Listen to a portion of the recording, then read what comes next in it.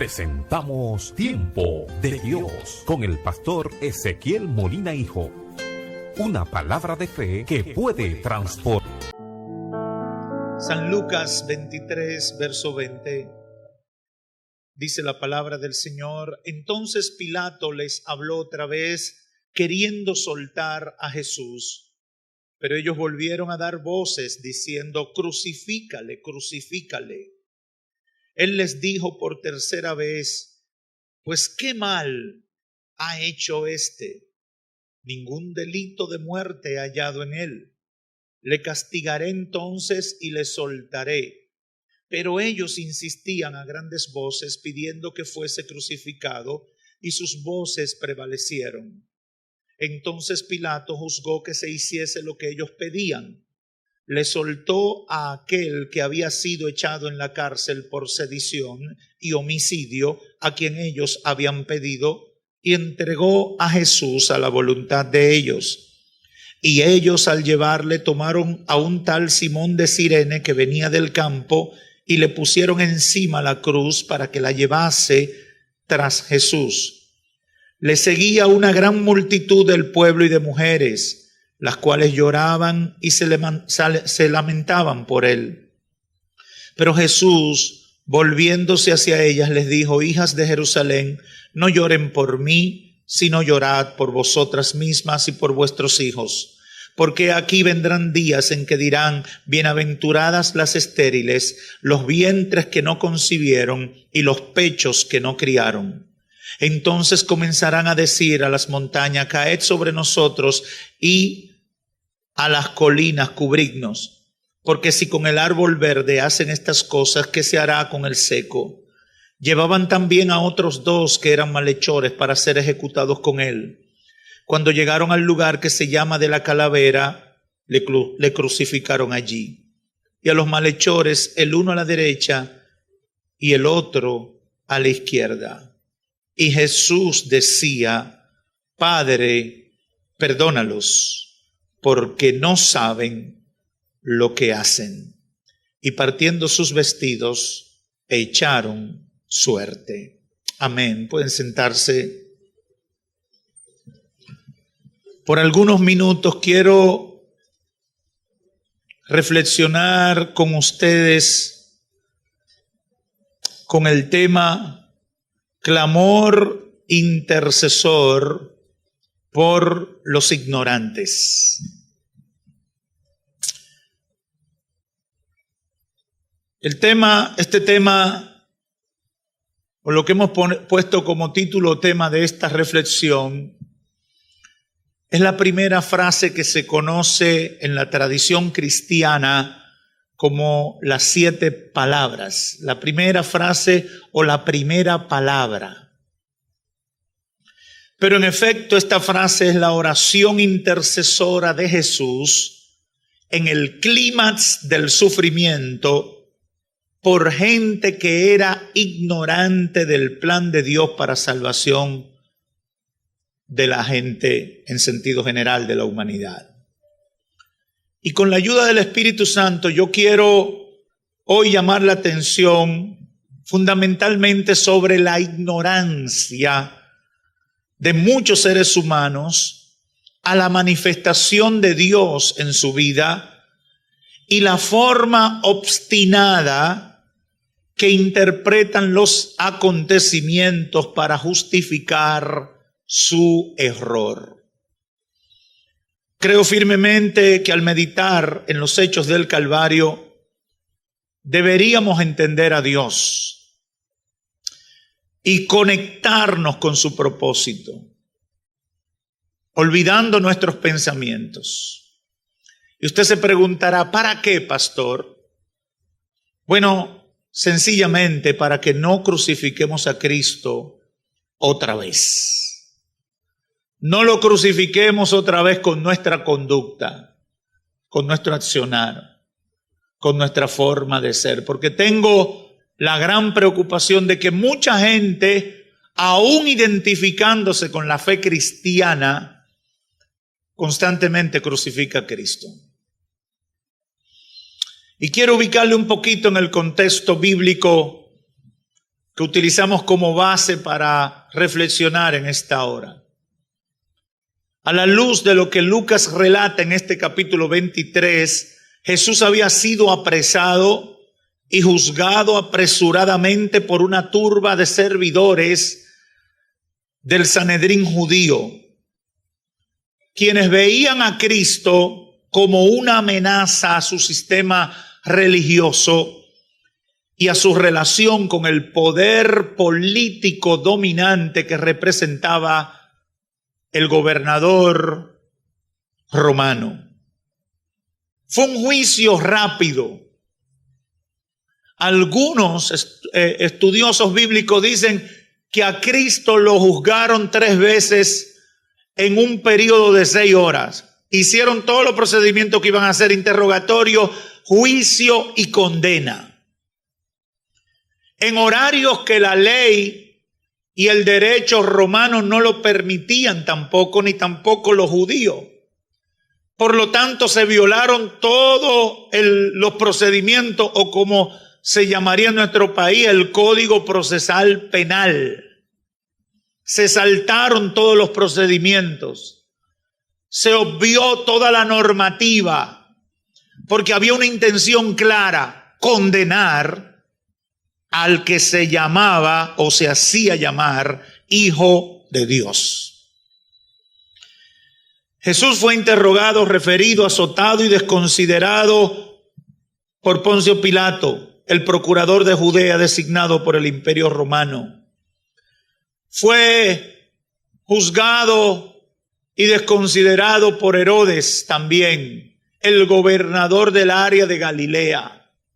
Y obviamente fue humillado y maltratado por las autoridades del Sanedrín. Todos hicieron su parte para acelerar lo que yo llamé una vez en una predicación el juicio de los incircuncisos, de los irreverentes, de los de corazón duro. Pero es aquí en este momento cuando ya lo procesan y comienza toda la ignominia de la crucifixión, toda esa humillación que implicaba la muerte de cruz. Y ya cuando Cristo está sufriendo en carne viva el dolor profundo del maltrato, al ver el comportamiento de la gente y hacer un análisis de todo el panorama que había en torno al Calvario, a las cruces y en esa área llamado la calavera, Jesús eleva una oración intercesora. Padre, perdónalos, porque no saben lo que hacen.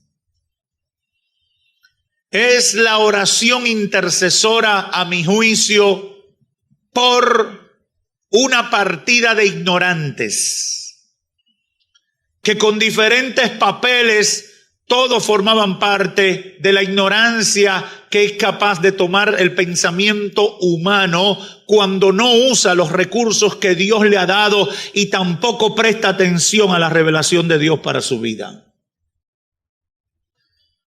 Aquí frente a Jesús pudimos identificar 3 tipos o 3 grupos de personas que a mi juicio todos eran ignorantes en diferentes escalas o por diferentes razones. El primero era los soldados que se dividieron su ropa y estaban ahí ejecutando el maltrato directamente.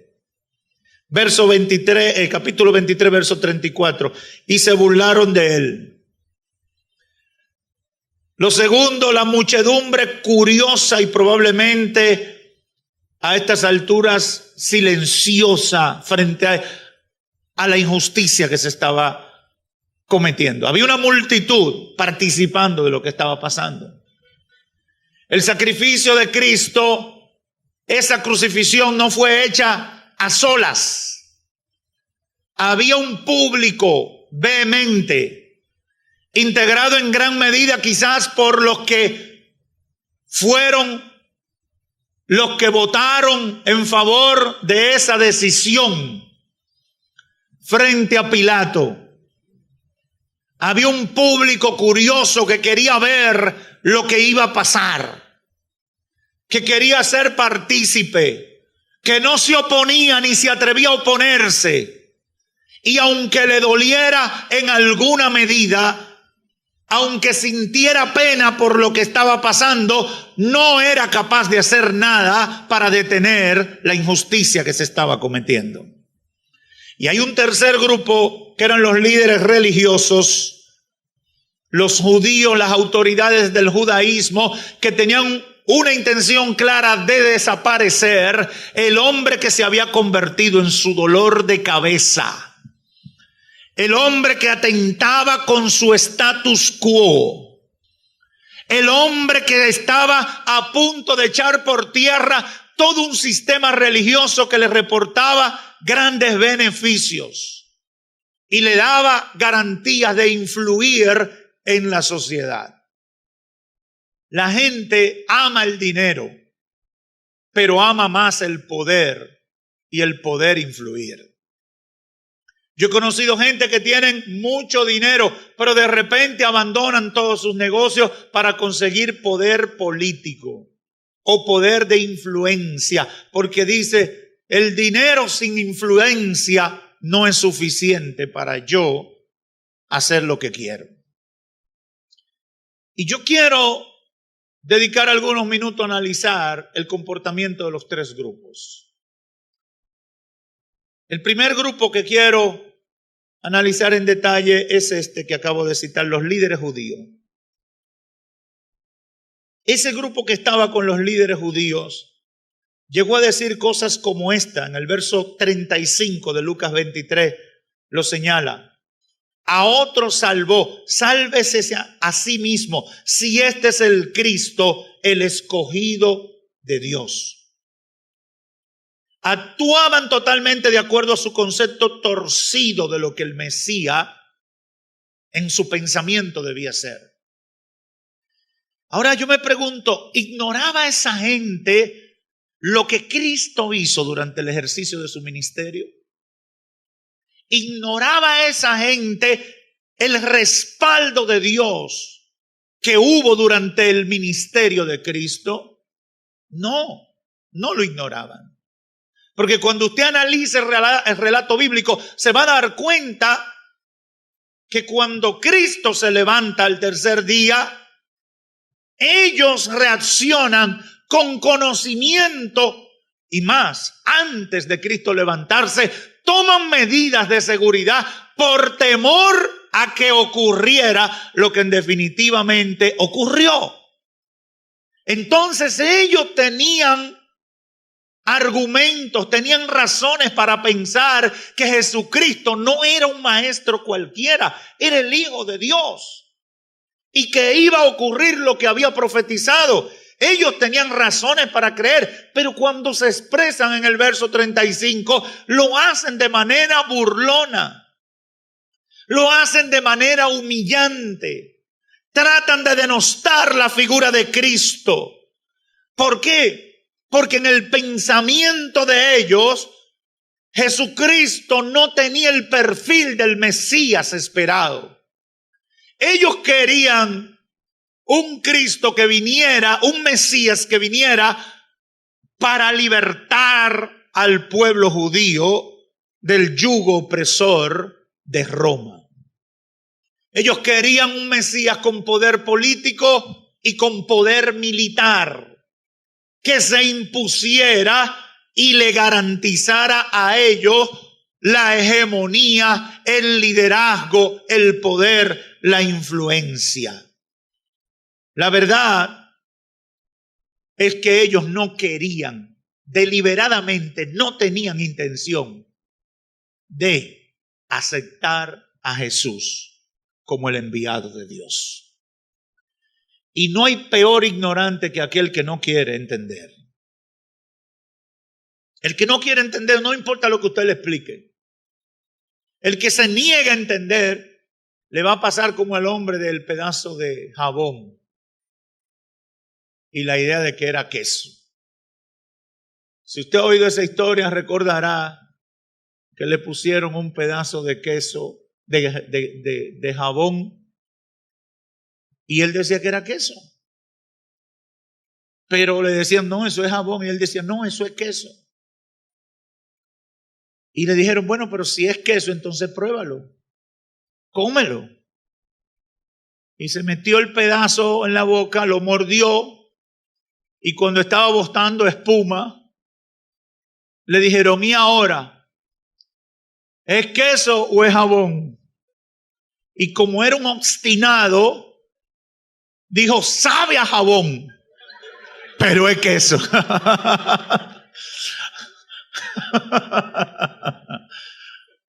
Obstinado. No quería dar su brazo a torcer. Así eran los líderes judíos. Ellos no querían que Cristo fuera el enviado de Dios. Por todo lo que Cristo había hecho, por todo lo que Cristo representaba, pero por sobre todo, no era lo que ellos querían, deseaban que Cristo fuera. Estos son los ignorantes que yo califico como ignorantes conscientes y aferrados a sus intereses, que están dispuestos a matar al Hijo de Dios por no cambiar su idea conforme al plan de Dios para su vida. Obstinados y son ignorantes. El segundo grupo, la muchedumbre irreverente que fue testigo del poder de Dios manifestado en Cristo durante 3 años y pico, sanando, libertando, levantando muertos, restaurando vida. Dígame si esa gente no había visto a Cristo obrar. Dígame si esa gente no fue testigo cuando Cristo oraba por los leprosos y eran limpios. Dígame si esa gente no participaron muchos de ellos en la multiplicación en 2 ocasiones de los panes y los peces. Dígame si esa multitud, si ese pueblo no vio a Cristo orar por los sordos, orar por los ciegos, orar por los leprosos y ver el poder de Dios en acción, libertando y restaurando a esa gente. Ese pueblo sabía. Ese pueblo tuvo la oportunidad durante 3 años y pico ver al Señor Jesús sanando, libertando, levantando muertos, restaurando vida, etcétera. Pero estos son lo que yo califico ignorantes, débiles de carácter y pusilánimes, que como veletas cambian de parecer para congraciarse con los poderosos o lo que simplemente hace la mayoría, aunque sean conscientes de las injusticias que se están cometiendo. Por eso es que yo he asumido posiciones tan beligerantes con algunos temas públicos. Porque vivimos en una sociedad que nadie se la quiere jugar. Nadie quiere asumir responsabilidades. Y yo creo que una característica de los hombres y las mujeres que le sirven a Dios en espíritu y en verdad es que están dispuestos a dar su vida por lo que creen, por lo que han confesado delante de Dios. Yo no sé si aquí hay alguien así, pero yo creo que se necesita gente así.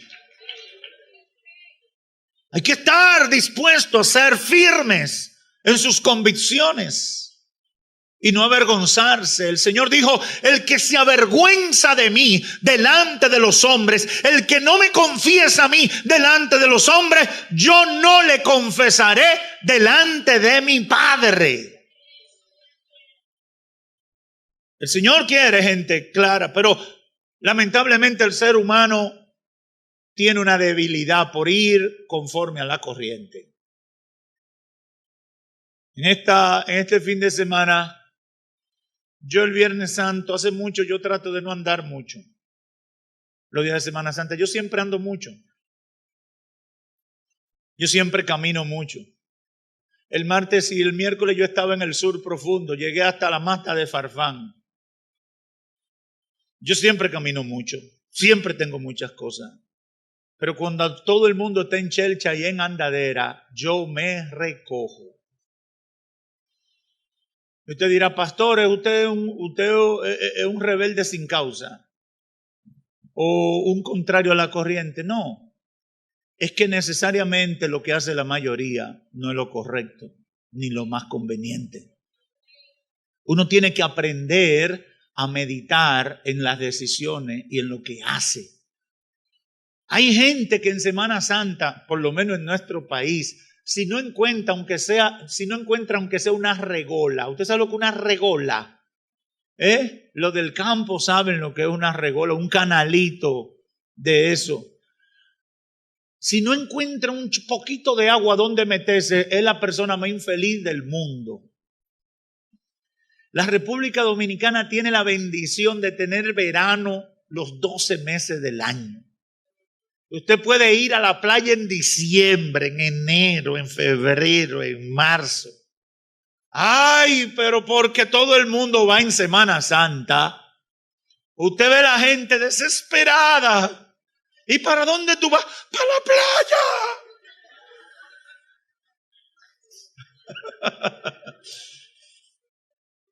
Y tú le dices, pero a otra cosa. Pero tú no estabas malo de la gripe. Sí, pero voy para la playa. La mayoría no siempre tiene la razón. La mayoría generalmente se equivoca, sobre todo en este tiempo que hay tanta manipulación de la información.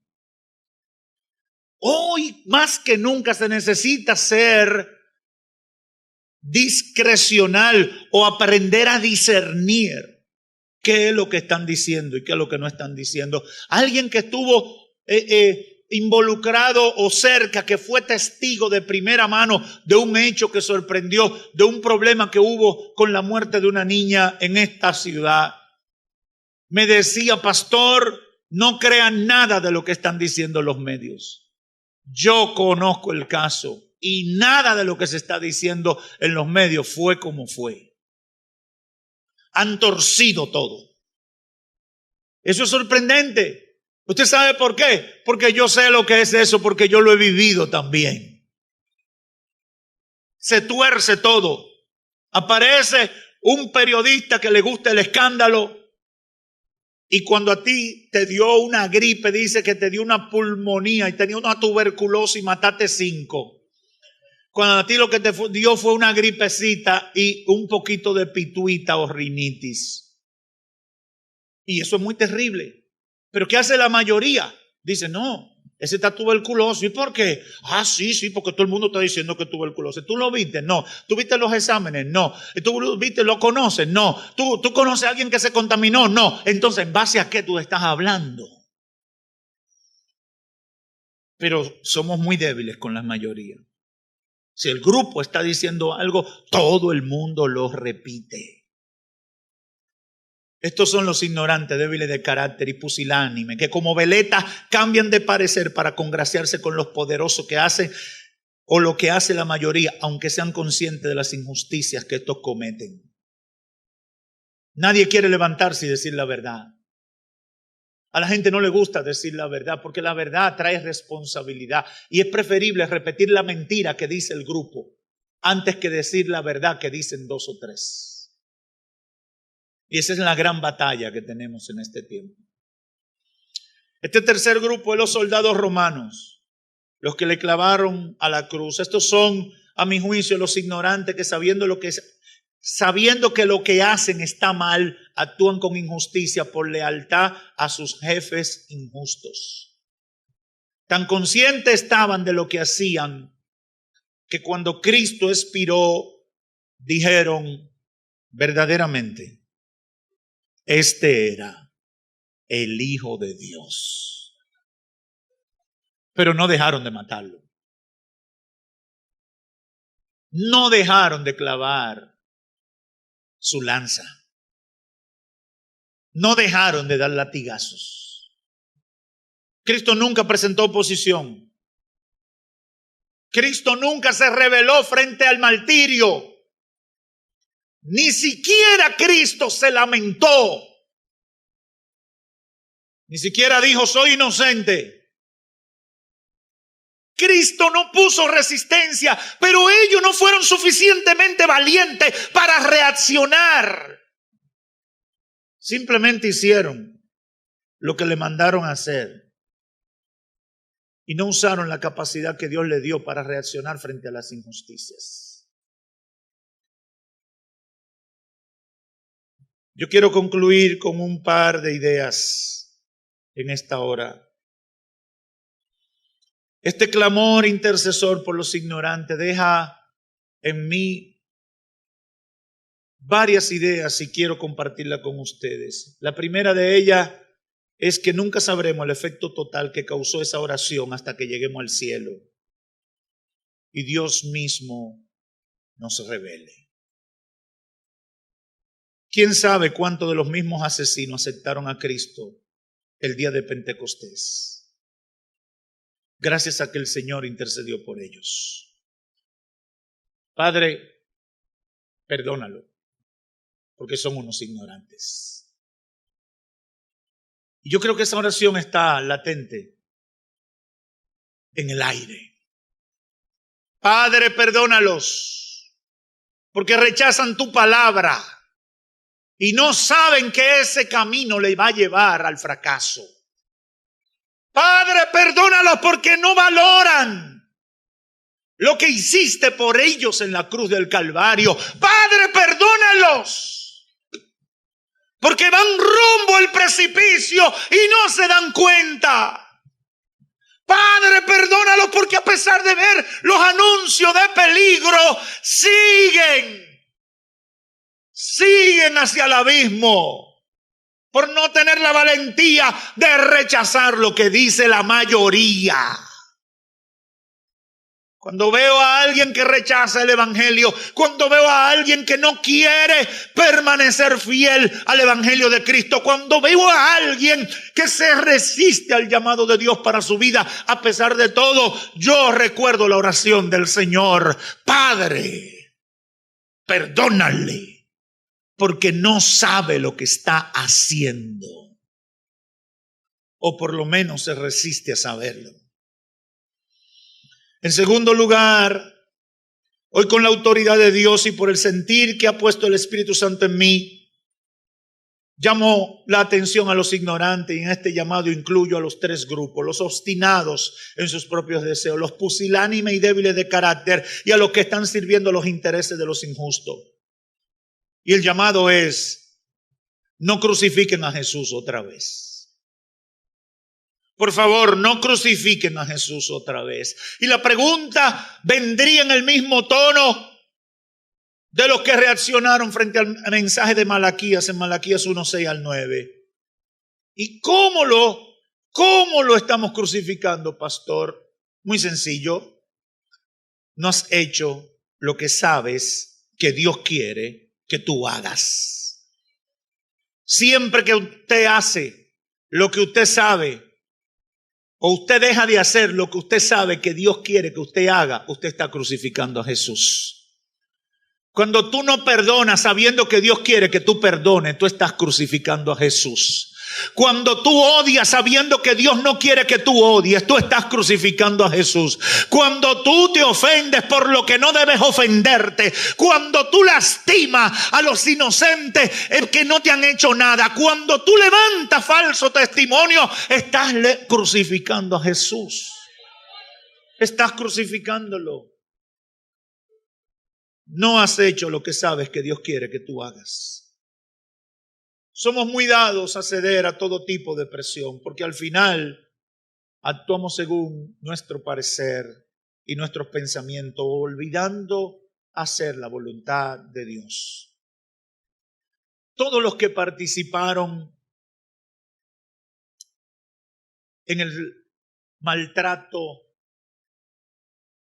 en la ignominia del Calvario, antes que ser parte de los verdugos, debieron reconocer el valor y el propósito del sacrificio de Jesucristo. Y eso es lo que necesita la gente de hoy. No te justifiquen tus intereses religiosos.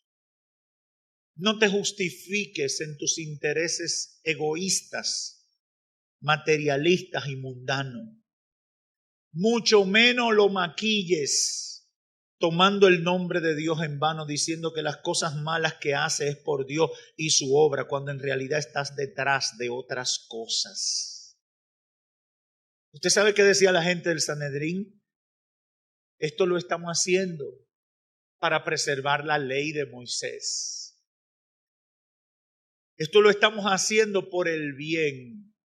¿Cuánta gente hace cosas malas y que por el bien de la obra de Dios? ¿Cuánta gente hace cosas malas, cosas destructivas y que por el bien del evangelio?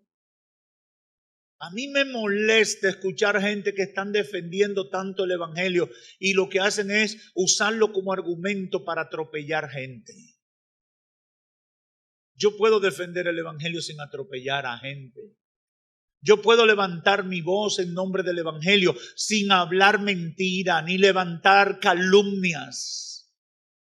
¿Cuánta gente que hace como los líderes del Sanedrín que hacían cosas malas, mataron a Jesús en nombre de la fe en Dios?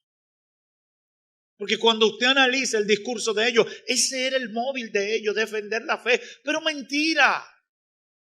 Realmente lo que defendían eran sus intereses, su poder, su conexión con el poder romano, sus privilegios. Honestamente, una de las grandes batallas que tenemos con el ser humano es la hipocresía. El ser humano es muy dado a mostrar una cara cuando lo que hay por dentro es totalmente diferente. Cuando lo que hay detrás es totalmente diferente. Mientras yo meditaba en esto, pensé en los evangélicos que dicen mentiras para que quiten a ese pecador de tal posición en la iglesia. Mientras yo meditaba en esto, pensé en los evangélicos que hablan del pastor y de sus hermanos, pero no le dicen las cosas de frente y lo hacen por el bien de la obra de Dios. Mientras yo meditaba en esto, pensé en aquellos que tienen aspiraciones de conseguir puestos relevantes delante de la gente y delante de la iglesia. Y para eso usan armas mundanas. Y todo lo hacen en nombre de Dios. Pero también, mientras meditaba en esto, pensé en los amigos que dicen, no me convierto porque cuando yo lo haga, lo haré de verdad. Mientras meditaba en esto, pensé también en los amigos que dicen, yo no me convierto porque hay muchos evangélicos peores que yo. Ignorante. Padre, perdónalo, porque no saben lo que hacen. La mayor ignorancia y la más común en la gente es cerrar sus ojos ante la realidad de Dios para su vida, frente a la verdad de Dios para su vida. Y si usted no se recuerda de muchas cosas de este mensaje, yo quiero que usted entienda esta. No cierre sus ojos frente a la realidad de Dios. Frente a la realidad de lo que usted sabe que Dios quiere que usted haga y frente a la realidad del llamado de Dios para su vida. Por favor, sea sincero. Jesús, en este clamor intercesor, reaccionó de esa manera porque vio los tres escenarios. Tres escenarios tristes por definición. Y lo único que pudo salir de su corazón compasivo fue este clamor intercesor. Perdónalo, Señor. Yo me imagino que mientras estaban los soldados voceándole cosas, Cristo lo miró. Óyeme, si hubiera sido yo, quizás digo, Señor, que caiga un rayo y lo mate a esos desgraciados.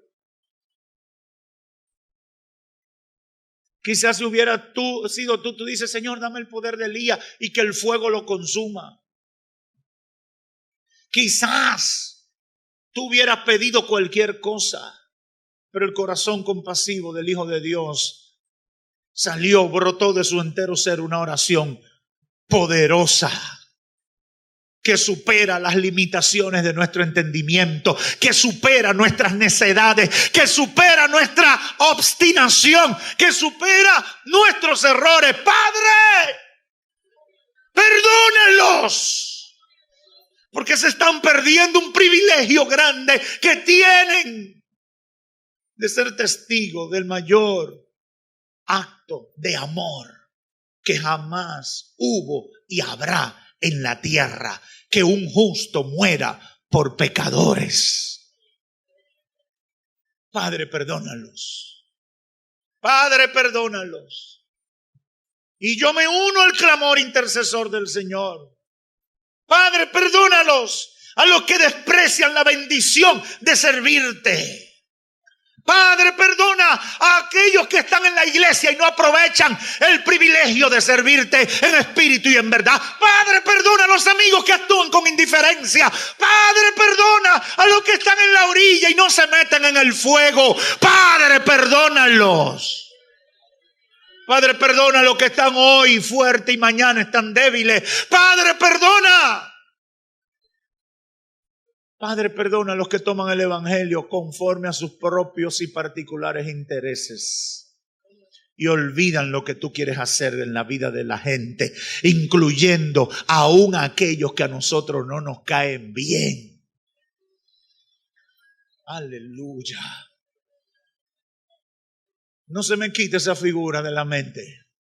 Jesucristo observando el panorama, postrado, quebrantado en esa cruz, cansado, con los huesos que le dolían por dentro, desangrado, deshidratado, abatido por casi 24 horas de dolor, de sufrimiento, porque Cristo comenzó a sangrar en Getsemaní. Me imagino al Señor en un estado de agotamiento casi total, observar y decir: perdónanos, Señor, porque ellos no saben lo que están haciendo. La mayor ignorancia y la más común en la gente es cerrar sus ojos ante la realidad de Dios para su vida. Puedes taparte la cara, puedes cerrar tus ojos y oídos, puedes apretarte la nariz para intentar negar lo que Dios está haciendo para tu salvación, amigo. Pero eso no impedirá la realidad del llamado, ni la realidad de tu condición delante de Dios. Amigo o amiga que estás aquí, no sea un ignorante más. El Señor ha intercedido por ti. Y ha intercedido para que salga de la ignorancia, para que deje el salto a la sabiduría. El principio de la sabiduría, dijo el proverbista, es el temor de Dios. Si tú quieres salir de la ignorancia, si tú quieres superar la ignorancia por la que te has dejado arrastrar, por la que te ha impuesto el sistema, por la que te has metido por tus propios razonamientos, tus particulares ideas de Dios y del Evangelio, yo no sé cuál es la razón, pero cualquier tipo de ignorancia, todo lo que te ha separado de la realidad de Dios para tu vida, hoy el clamor intercesor del Señor te da la oportunidad de cambiarlo. Padre, perdónalos. Hay un salvoconducto de Dios para ti. Hay una licencia de perdón para ti. Ya el Señor previó lo que tú has hecho y hoy esa oración toma sentido. Estás perdonado si corriges a tiempo. Amigo o amiga, no ignores el llamado de Dios para ti. Amigo, hermano, no crucifiques a Cristo otra vez. Jesucristo nos ama tanto que a pesar de todo sigue intercediendo. Y yo creo que esa oración no terminó ahí. Yo creo que hoy Jesucristo está intercediendo por nosotros. Perdónalos, porque no saben lo que hacen.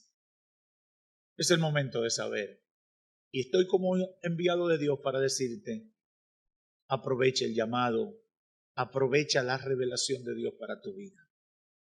No desperdicie el tiempo. Me cuesta entender el proceder de la gente que desperdicia su tiempo. Me cuesta. Digo, tantas cosas valiosas que podemos hacer. Tantas cosas que Dios quiere hacer con nosotros y nosotros perdiendo el tiempo. ¿Qué problema más grande? Tanto que Dios quiere manifestar a través de nuestra vida, tanto poder que hay disponible, tanta bendición. Y yo, ignorando todo eso, me entretengo en disparates que no me ayudan en nada. Padre, perdona a los ignorantes. Definitivamente ellos no saben lo que hacen. Hoy yo te digo en el nombre del Señor, sal de la ignorancia y ven a la sabiduría. Conviértete a Cristo. Restaura tu relación con Dios. Y haz que la oración de Cristo sea efectiva en tu vida. Que Dios te bendiga.